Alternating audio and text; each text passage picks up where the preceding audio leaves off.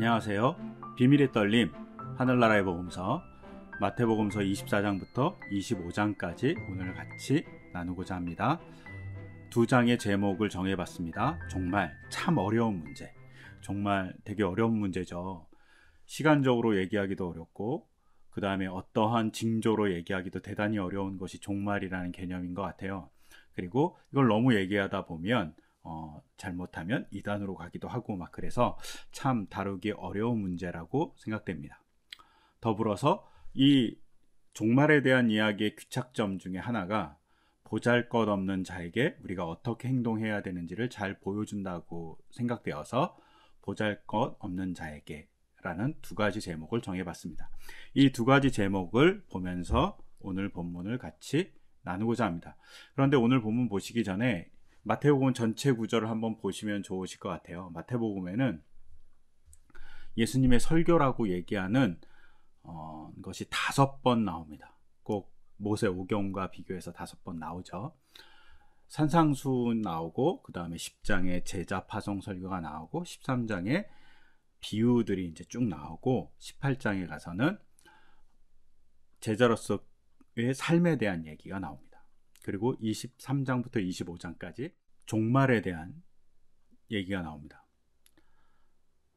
그래서 5개의 설교가 짝을 이루고 있는데 그 중심에는 비유장이 있고 그 비유장을 중심으로 교차로 이렇게 대꾸되면서 배치되어 있다고 보통 학자들이 보고 있어요. 그래서 10장의 제자 파송과 18장의 제자의 삶으로서의 모습에 대해서 설교하는 것이 이렇게 짝을 이루고, 그리고 맨 앞에 있는 산상수훈과 맨 뒤에 있는 종말에 대한 이야기가 짝을 이룬다고 볼 수 있다고 학자들이 얘기하고 있어요.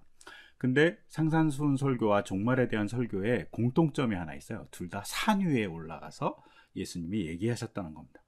산상수훈 이름대로 산 위에서 얘기하시잖아요. 그리고 종말에 대한 이야기는 감람산에 올라가셔서 말씀하십니다. 그래서 마태복음은 예수님이 산상수훈을 통해서 제자의 삶에 대해서, 복음을 받은 자의 삶, 아니면 복된 사람의 삶이 어떤 것이라는 것을 얘기해 준다면, 맨 마지막에 있는 종말의 생활에 대한 얘기에는 그 산상수훈에 있었던 말씀을 실천하는 자가 복이 있다라는 것을 결론적으로 마무리하고 있다고 보시면 좋으실 것 같아요. 그리고 그 마무리가 보잘것없는 자에게 잘하는 자가 하나님의 나라를 상속받는다라는 것으로 귀결됩니다. 근데 산상수훈도 잘 보시면 하나님 나라를 받는 자들의, 복된 자들에 대한 얘기잖아요. 근데 천국에 혹은 하나님 나라에 들어가는 자들이 복된 자라고 보면 산상수훈의 결과가 마지막에 있는 종말과 그리고 종말의 생활에 대한 비유들을 통해서 드러난다고 볼 수 있습니다. 그런 입장에서 이렇게 보시면 되게 좋으실 것 같아요. 그리고 24장부터 25장까지의 구절을 좀 보시면 좋을 것 같은데요. 24장에 종말에 대한 예고를 하고 있죠. 그래서 성전 파괴에 대한 예언도 하시고, 종말의 때는 고난이 있고 마지막 환난이 있고 그 다음에 인자가 오시고, 이것에 대해서 이런 것이 있을 때 이제 종말이 가까웠다는 비유로 무화과 비유가 나옵니다.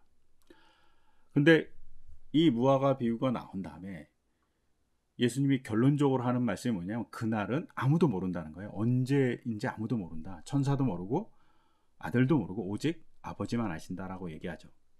그러면서 다시 이제 4가지의 종말 비유가 나옵니다. 충성된 신실한 종 비유가 나오고요. 그리고 열처녀 비유가 나오고 달란트 비유, 그리고 양과 염소 비유가 나옵니다. 즉 종말에 대한 얘기를 하지만 종말의 시간에 대해서 얘기하고 싶어 하지 않는가. 종말의 정보가 중요하지 않고 종말을 맞이하는 신앙인의 삶의 자세가 더 중요하다는 얘기를 25장, 24장 이 2장은 얘기하고 있는 거죠. 그리고 언제보다는 제자로서 어떻게 살아야 되는지가 훨씬 중요하거든요. 그래서 어떻게를 얘기하고 있죠. 그래서 종말을 맞이하는 시간을 어떻게 보내야 되냐를 얘기하고, 그 종말은 아무도 모르니까 항상 너의 삶은 종말 같은 삶을 살아라 라고 얘기한다고 보시면 더 좋으실 것 같아요. 그래서 우리가 막 종말의 때를 알려고 막 여러 가지 얘기하잖아요. 막 계산도 하고, 특히 이단들에서 많이 하는데 그건 중요하지 않다라는 거예요. 정말 중요한 건 종말론적인 삶을 살면서 그 종말론적인 삶은 뭐냐 하면 종말의 시간을 계산하는 게 아니라 제자로서 어떻게 살 것이냐를 고민해라 라는 것으로 보시면 좋으실 것 같습니다. 그러면 이제 우리가 24장 먼저 보겠는데요. 24장에서 보시면 이제 예수님께서 예루살렘 성전에서 나와서 이렇게 걸어가십니다. 그러자 제자들이 다가와서 뭐라고 얘기하냐면 성전 건물을 예수님에게 가르쳐 보여요. 그러니까 성전 건물이 엄청 크다고 얘기하는 거죠. 엄청 화려하다고 막 경탄하면서 예수님께 가르쳐 보인 거죠. 이 성전은 우리는 보통 제3성전이라고 얘기해요. 그래서 혹은 헤롯 성전이라고 얘기도 합니다. 유대인들은 그 제2성전이라고 얘기해요. 왜냐하면 이제 스룹바벨 성전을 포함해서 헤롯 성전까지 다 얘기할 때 제2성전이라고 얘기합니다. 왜냐하면 헤롯 성전이 스룹바벨 성전을 증축한 거기 때문이에요. 근데 이 증축을 언제 하냐면 주전 19년에 시작합니다. 그리고 성전만은 주 4년경에 완공합니다. 그러니까 성전이 먼저 완공이 된 거죠. 이때 한 10,000명의 숙련공이 있었고요. 그리고 거룩한 공간은 일반인이 들어가면 안 되니까 1,000명의 레위인을 일을 가르칩니다. 그래서 그들이 특별구역 공사에 투입되죠. 그리고 가장 먼저 공사가 진행된 곳은 지성소부터 공사가 진행됐다고 얘기해요. 그래서 한 23년 정도 공사해서 성전을 완전히 증축합니다. 그리고 예수님이 이제 성전을 방문했을 때 요한복음에 의하면 성전이 공사된 기간을 46년이라고 그래요. 그러니까 예수님이 방문했을 때 이렇게 따져보면 주 27년경이에요. 그러니까 예수님이 주 27년, 즉 예수님 십자가에 달릴 쯤에 또 공사를 하고 있었다라고 볼 수 있어요. 근데 이때의 공사는 뭐냐? 성전의 외부에 있는 많은 부속 건물들을 공사한 거죠. 뭐 열주도 있고 뭐 솔로몬의 행각도 있고 뭐 이런 것들을 다 공사하고 있었던 것이죠. 그래서 성전이 최종적으로 완공된 시기는 주 63년이에요. 그러니까 거의 80년이 넘게 성전을 공사한 거죠. 엄청난 거죠. 그런데 이 성전이 언제 파괴되냐면 주 70년경에 파괴가 됩니다. 로마에 의해서 파괴가 되거든요. 즉 성전이 완공되고 한 7년에서 6년 사이에 성전이 파괴된 거예요. 전쟁 전체가. 그리고 이 성전의 파괴에 대해서 어느 정도 심각하게 이스라엘 사람들은 받아들이냐면 성전이 파괴되면 성경을 이해할 수 있는 곳이 없어지는 것과 같다라고 생각해요. 암흑의 시대가 왔다고 생각하는 게 성전 파괴의 무게였던 거죠. 근데 이런 무게를 성전이 완공된 지 한 6년에서 7년 사이에 이스라엘 사람들이 보게 됩니다. 여기에 중요한 관점이 있어요. 성전이 건물이 중요하지 않다는 겁니다. 건물의 화려함이 중요하지 않고 내용이 중요하죠. 이게 오늘날의 시사점을 많이 주죠. 오늘날에도 생각해보면 건물이 중요한지 아니면 내용이 중요한지 한번 생각해보는 중요한 관점을 줍니다. 제자들이 성전을 향해서 이렇게 손가락을 가리키면서 엄청나게 화려한 건물이라고 얘기하는 거죠.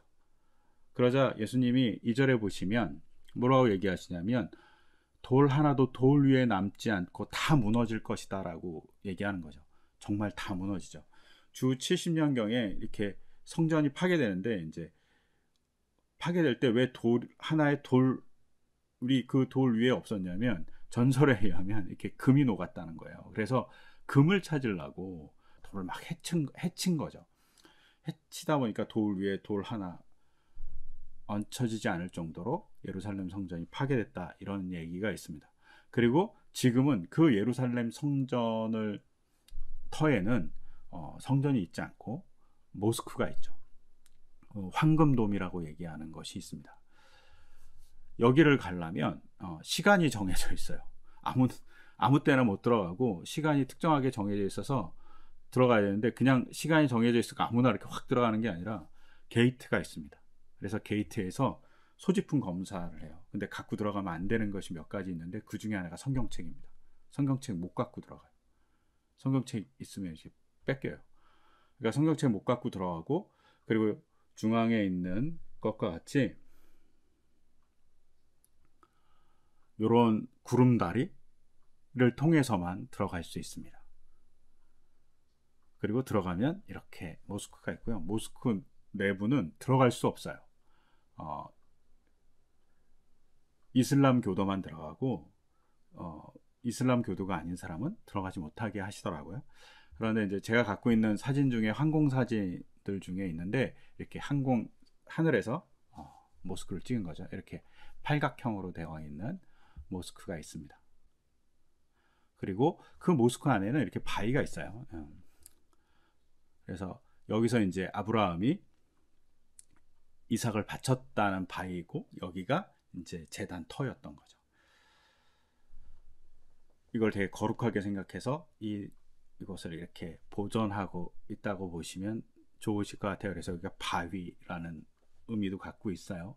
근데 이런 공간, 지금도 성전이 없는 공간이 된 거죠. 여기서 계속 우리가 이제 고민하고 생각해야 될 점은, 성전의 화려함이 중요하지 않다는 거죠.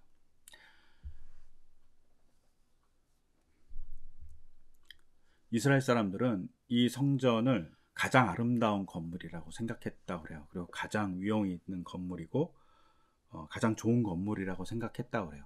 그런데 헤롯이 하여튼 건축에 많은 일을 했거든요. 그래서 헤롯 대왕이 여러 가지 많은 건축을 했는데, 이게 헤로디움이라는 건물이에요. 꼭 이렇게 중간에 볼록 튀어나왔잖아요. 여기 평지에 볼록 튀어났어요. 이거 그냥 쌓은 거예요. 그리고 여기에 궁전이 있었습니다. 그래서 궁전 터가 있고요. 여기에는 막 물 저장 탱크도 있고, 그 다음에 원형극장도 있고, 신전도 있고, 여러 가지 많이 있어요. 엄청난 건물을 지었어요. 화려하지 않지만 이렇게 큰 산을 만들고 거기다 건물을 지었다는 거죠.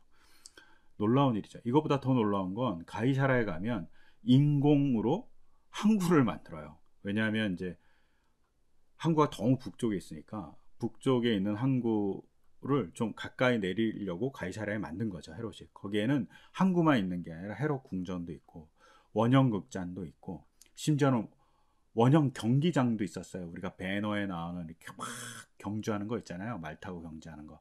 그런 원형 경기장도 있었습니다.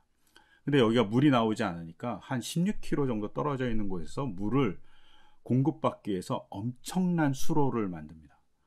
공중수로가 있어요. 그래서 그 수로를 갖고 이렇게 물을 공급받을 정도로 어마어마한 건축물을 만든 거죠. 그러니까 이렇게 본다면 이스라엘 사람이 가장 아름다운 건물이와 성전을 얘기하는 것이 조금은 자기중심적 사고죠. 그리고 헤롯은 이스라엘민들이 원하는 하나님의 성전만 지은 게 아니라 이방 신전도 되게 많이 졌어요. 더 화려하고 더 크게 진 것도 있다라는 얘기가 있기도 해요. 아직까지는 이제 터만 발굴됐는데 그것이 얼마나 큰지는 알 수 없거든요. 그런데 그런 터도 있었다라는 얘기가 존재합니다. 즉 이스라엘 사람들이 이렇게 전체적인 시각이 없는 거예요. 자기 좋을 대로 막 보는 거예요. 그런 모습들을 향해서 성전이 하나님의 말씀으로 채우고 하나님의 도를 행하는 것이 아니라 건물만 있는 것에 대해서 성전이 파괴될 거라고 얘기하는 예수님의 예언이 말씀이 있는 거죠. 이러면서 우리가 좀 잘 생각해 볼 필요가 있다라고 저는 개인적으로 생각해요. 그리고 예수님의 성전 파괴 예언은 이제 사실은 본문에 의하면 정확히 드러나진 않지만 예수님의 적대자들에게 빌미를 제공하죠. 그리고 성전 정화 사건과 성전 파괴에 대한 얘기를 하는 것은 더욱더 예수님을 공궁에 몰아넣은 일이 됩니다. 그리고 감람산으로 예수님이 이제 성전 파괴에 대한 얘기를 하고 옮겨가시죠. 근데 감람산으로 옮겨갔다는 게 되게 중요해요. 감람산은 예루살렘의 공격의 자리이기도 하고, 그러니까 예루살렘을 공격하기 위해서는 감람산에서 포진했던 거죠, 적들이. 즉 파괴 예언의 자리로서는 감람산이 적당한 거죠. 근데 감람산이 또 어떤 역할을 하냐면 회복의 자리이기도 합니다. 그래서 스가랴서 14장 3, 4절을 보면 주님께서 나아가셔서 이방 나라들과 싸우실 것이다. 전쟁 때 싸우시던 것처럼 하실 것이다. 그날이 오면 주님께서 예루살렘 맞은편 동쪽 올리브산 위에 발을 디디고 서실 것이다. 이렇게 되어 있어요. 그 주님이 회복하는 메시아의 오는 장소가 올리브산이라고 얘기하는 거죠. 즉 예수님이 자기의 어떤 정체성을 드러내죠. 어디서? 올리브산, 감람산이잖아요. 올리브가 감람이니까 그 감람산에서 예언하고 계시다. 혹은 말씀하고 계시다. 메시아로서의 자기 정체성을 드러내신다라고 보시면 좋으실 것 같아요. 그리고 감람산에서 이제 예루살렘을 오늘날 시각으로 보면 이렇게 예루살렘이 다 보여요. 위에서 아래로 내려보니까 성전도 다 보였을 거예요. 지금은 이제 황금돔이라는 이제 모스크가 보이긴 하는데 그 모스크가 이렇게 다 내려다 보이는 모습이라고 보시면 좋으실 것 같아요.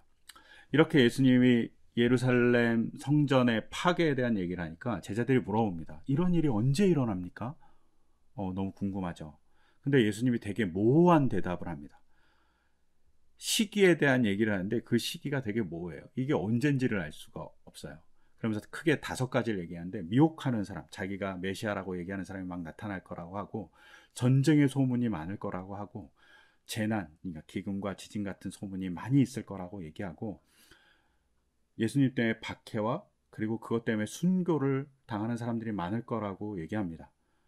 그리고 사랑이 식음으로 분쟁과 갈등이 심할 거라고 얘기해요. 그러면서 결론은 뭐라고 얘기하냐면 끝까지 견디는 자가 구원을 받을 거라고 예수님이 이렇게 결론적으로 얘기해요. 근데 이 5가지의 때가 정확하게 언제인지 알 수가 없어요. 언제나 있는 일인 거죠. 여기서 중요한 것은 시기가 아니에요. 여기서 중요한 건 이런 일들을 견뎌야 한다는 거예요. 견디는 것이 중요하다고 얘기하고, 이 재난은 여인이 아이를 낳기 위해서 해산의 고통을 하듯이 하나님의 나라가 오기 위한 고통이라고 생각하는 거죠. 그리고 그 고통은 하나님의 나라가 오는 고통이라고 인지한 사람만이 그 고통을 감내하고 또 하나님 나라를 이렇게 맞이할 수 있게 되는 거죠. 아이를 맞이하듯이. 만약에 이렇게 생각해 보세요. 진통이 오는데 아이를 낳을 생각을 하지 않는다고 생각해서 진통은 아픈 거야 라고 생각하면 그 진통은 의미가 없잖아요. 근데 해산의 진통이라고 얘기하면 뭔가를 낳아야 되죠. 근데 이런 한 5가지 정도 되는 재난은 해산의 진통이라는 거죠. 그리고 이 해산의 진통 중에서 사람들이 뭘 인식해야 되냐면, 복음이 온 세상에 전파되어서 모든 민족에게 증인이 될 것이다. 그때야 끝이 올 것이다 라는 말씀을 예수님이 하세요. 이게 미혹되고 전쟁과 재난의 일들이 막 있는데 그것과 더불어서 끝이 언제 오냐고 이렇게 확답해주는 또 하나의 얘기가, 복음이 온 세상에 다 전파되면 그때 끝이 올 거라고 얘기하시는 거예요.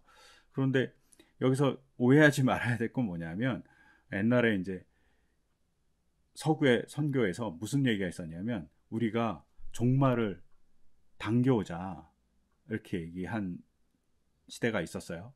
왜냐하면 온 세상에 다 전파하면 끝이 온다니까, 온 세상 우리가 전파하면 종말이다 라고 생각한 거죠. 여기서 2가지 문제는, 하나는 끝이 어딘지 모른다는 거예요. 사실은 끝이 반복될 수 있으니까 모르는 거고요. 여기에 중요한 목적은 뭐냐면, 끝에 포커스가 있지 않고 온 민족의 증인이 너희가 되어야 된다는 거죠. 그러니까 견디는 자세가 중요하죠. 견디는 자로서 모든 민족에게 복음을 전해라. 그리고 그 과정에 박해가 있고 아픔이 있고 사랑이 식어서 분쟁과 갈등이 있는데 그걸 견뎌라. 이런 얘기가 더 중요한 얘기예요. 근데 시기에 자꾸 포커스를 맞추면 예수님이 그렇게 얘기하지 않았는데 잘못된 길로 간다라고 생각하시면 좋으실 것 같고요. 또 종말의 두 번째 징조는 멸망에 가증한 것이 거룩한 곳에 쓰는 거예요.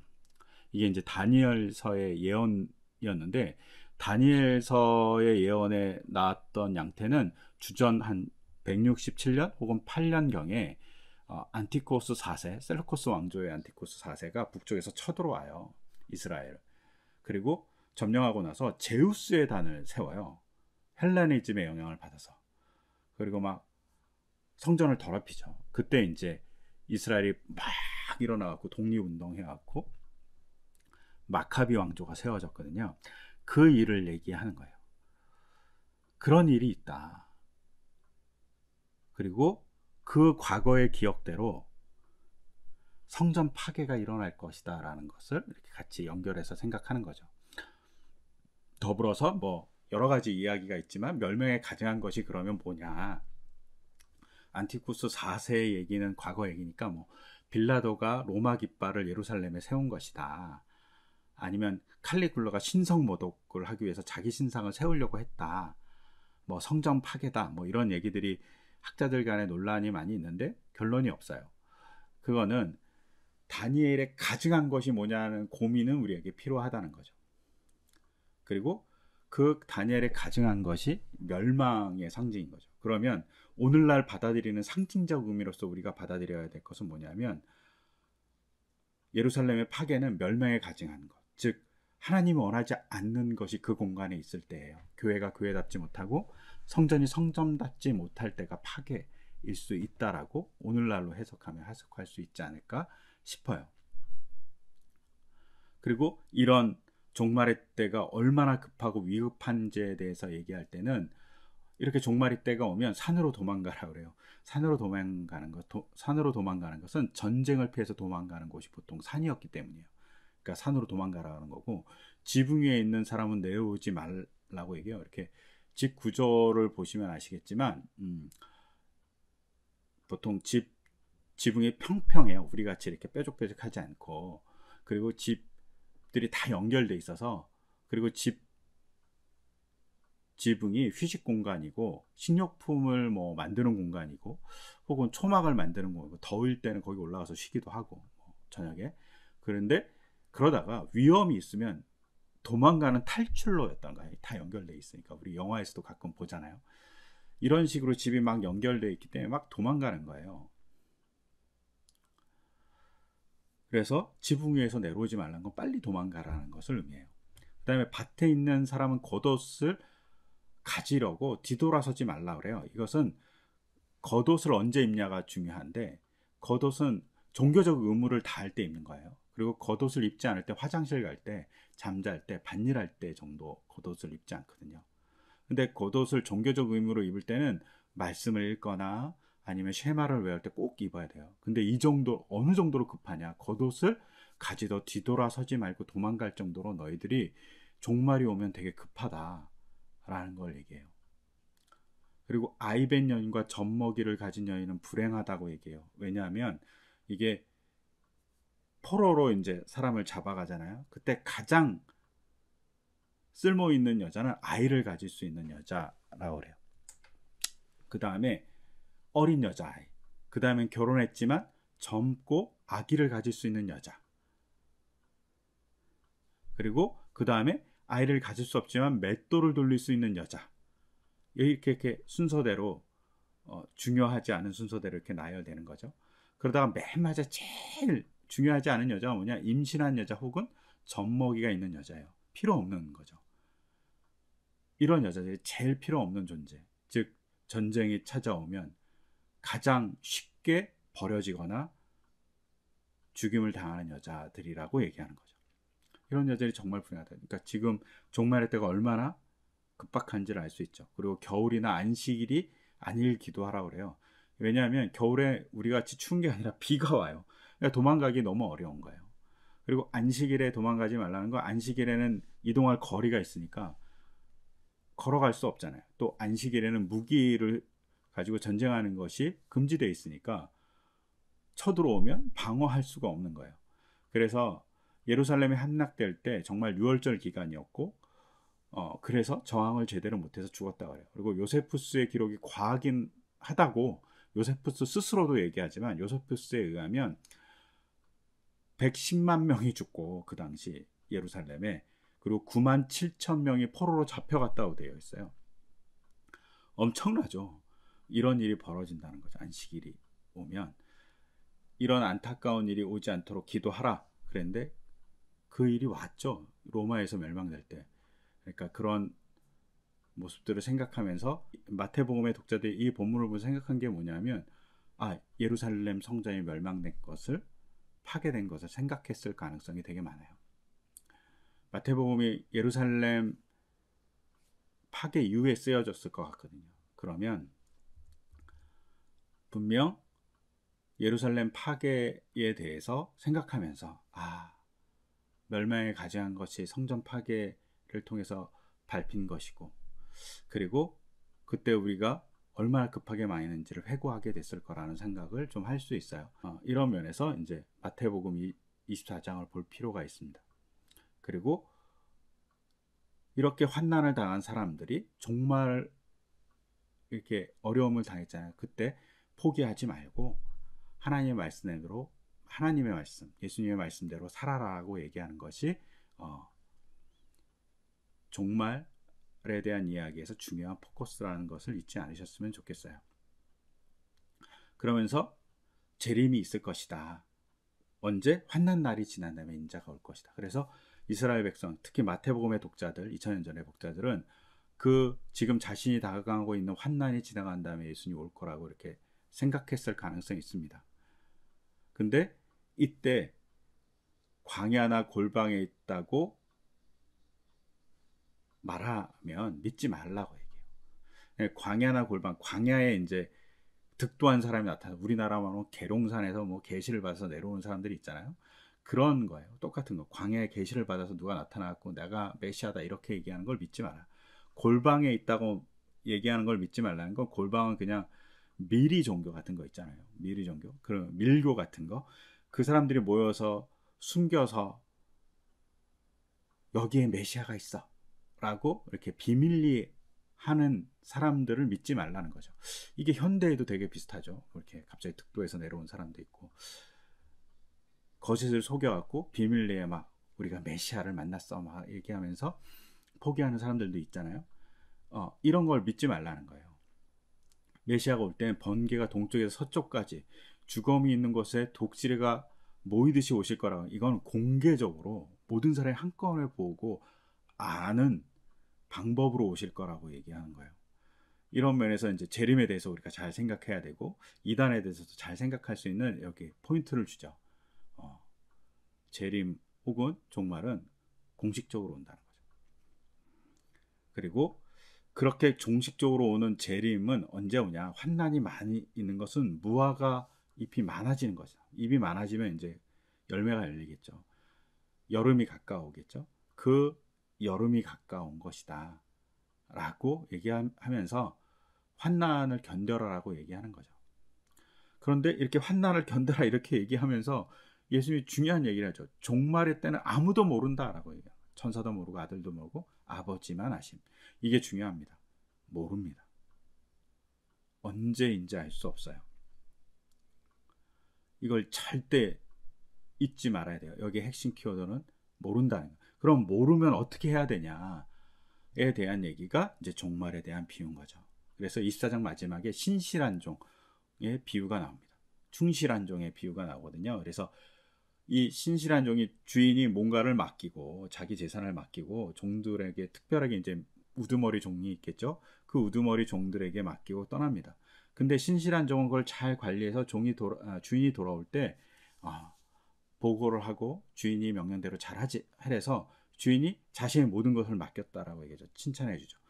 그런데 악한 종은 어떻게 하냐면 다른 종들을 괴롭혀요. 그리고 술 친구와 먹고 마셔요. 여기서 볼 수 있는 건, 악한 종은 다른 사람들을 괴롭힌 건 다른 사람을 자기 종 취급한다는 거예요. 똑같은 종이면서 자기가 주인 행사를 하는 거죠. 술 친구와 먹고 마시는 것도 자기가 주인같이 행사하는 거예요. 주인을 생각하지 않고 자기가 주인이 된 사람이 악한 종이라고 얘기하는 거죠. 주인의 뜻을 벗어나서 있는 사람도 악한 종이라고 얘기하는 거죠. 이 비유가 뒤에 나오는 우리가 잘 아는 열처녀 비유, 달란트 비유, 양과 염소 비유가 다 연결됩니다. 근데 뭐가 연결되냐? 주인이 맡기고 간 임무가 있다는 거죠. 그 임무를 성실히 하는 것이 중요하다. 그리고 그 임무를 성실히 하는 것이 종말을 대비하는 자세다. 이게 더 중요하다라고 얘기하죠. 우리가 잘 아는 25장의 첫 번째 비유가 열처녀 비유잖아요. 하나님 나라는 열처녀 비유하고 비길 수 있다고 그래요. 근데 그 열처녀들 중에 반반 나뉘잖아요. 5처녀는 슬기로운 처녀라고 기름을 준비하죠. 그리고 5처녀는 기름을 준비하지 않아요. 이 준비한다는 것에 포커스가 있죠. 성실하게 임한다는 거죠. 결혼식을 진행해요. 근데 신랑이 늦게 오는 거예요. 결혼식의 가장 중요한 것은 신랑을 맞이하는 일인데, 그래서 신랑과 같이 들어가서 잔치에 참여하는데 신랑의 길을 밝혀주는 일을 성실하게 임했던 사람이 슬기로운 처녀라는 거죠. 그리고 이 사람들이 하나님의 나라를 예비하는 자고 하나님의 명령을 실행하는 자인 거죠. 그리고 이 사람들이 결과적으로 어떻게 하냐? 결혼식에 참여하게 된다는데, 결혼식에 참여한다는 것은 공동체의 일원이 된다고 얘기할 수 있어요. 하늘나라의 일원이 되는 거죠. 그리고 그 다음에 나온 달란트 비유도 우리가 잘 알듯이 주인이 어디를 떠납니다. 그리고 5달란트, 2달란트, 1달란트씩 이렇게 주잖아요. 여기에 자꾸 우리가 포커스를 잘못 맞추면 안 되는데, 차별의 무게가 있지 않아요. 5달란트를 운영할 수 있는 사람, 2달란트를 운영해서 1달란트를 운영할 수 있는 사람이 있는데, 이게 차별의 무게가 없다는 걸 알 수 있는 건 1달란트가 20년 노동자의 임금이에요. 그러니까 달란트가 큰 거잖아요. 그러니까 차별하지 않는다는데 포커스가 있어요. 그리고 5달란트, 2달란트 맡은 사람은 성실하게 그것을 어떻게 불리려고 노력하죠. 맡은 것을 잘 하려고 노력하죠. 그리고 그들이 공이 어떻게 되냐? 하나님의 주인의 칭찬을 받고 주인의 나라에 들어가는 사람이 되죠. 근데 1달란트 받은 사람은 오해가 있어요. 주인은 굳은 분이라고 생각하고 그냥 땅에 묻어버리죠. 그걸 갖고 성실히 뭘 할 생각을 하지 않죠. 손해만 보지 않으려고 노력하죠. 그래서 주인이 돈놀이 하는 사람에게 맡겨서 그 일을 했더라면 좋았을 거인데, 돈놀이가 이자놀이 했다 이런 게 아니라 환전상, 그 당시에 이제 예수님 당시에는 성전에 바치는 돈은 세겔이어야 되니까, 유대돈이어야 되니까 유대돈으로 환전해주는 사람, 그런 일이라도 했으면 낫을 거 아니냐. 즉 성전의 환전상으로서 일한다는 거, 거룩한 일에 동참하는 자라는 거잖아요. 거룩한 일에 동참하려고 노력을 조금이라도 했다면 낫지 않겠냐, 이렇게 맡겨진 것을 부지런히 했어야 된다라고 얘기하는 거예요. 여기도 신실한 종에 대한 얘기를 하고 있는 거죠. 근데 그 신실한 종이 해야 될 구체적인 일이 뭐냐에 대한 얘기를 이제 양과 염소 비유에서 얘기하죠.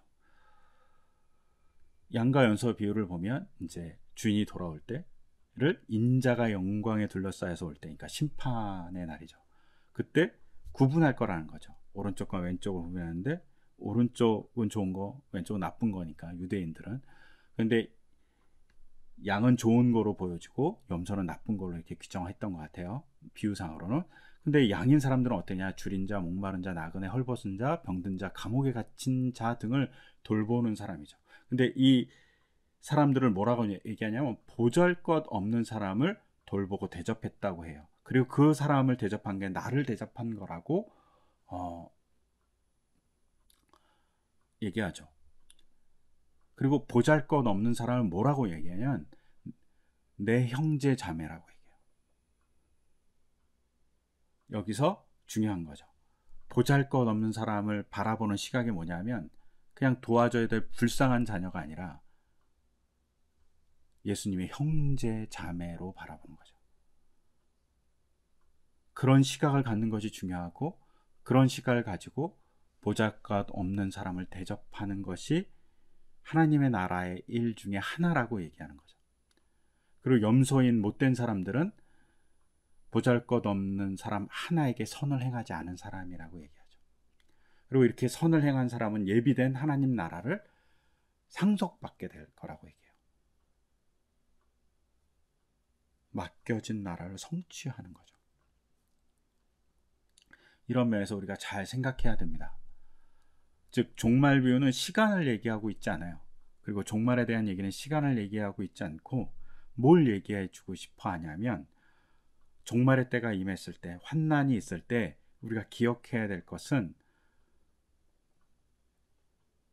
하나님이 우리에게 맡겨주신 사랑을 실천하는 행동을 하는 거예요. 신실하게 보잘것없는 자를 돌보는 일을 통해서. 이 보잘것없는 자가 여럿일 수 있죠. 뭐 가족일 수도 있고, 가족 중에 힘든 사람일 수도 있고, 또 친구일 수도 있고, 정말 가난한 자일 수도 있고, 우리가 선교지에서 열심히 봉사하는 사람들의 그 섬겨주는 대상일 수도 있습니다. 또 이 사회에 연약한 부분일 수도 있습니다. 그런 부분을 채워갈 때, 그 부분을 우리가 조금은 좋게 만들 때 하나님의 나라가 이루어진다고, 상속받는다고 그러잖아요. 하나님의 나라를 그 공간에서 이루는 일이 되기도 해요. 그래서 종말의 때를 언제냐고 자꾸 생각할 필요 절대 없다.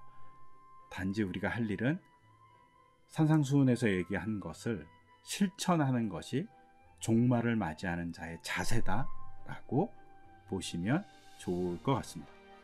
그런 우리의 자세를 가지면서 보셨으면 좋을 것 같고요. 그리고 26장 이후에는 예수님이 그 보잘것없는 우리를 위해서 어떻게 섬겨주시는지가 잘 나와 있습니다. 그것을 또한 같이 나누려고 합니다. 오늘은 여기까지 나누겠습니다. 감사합니다.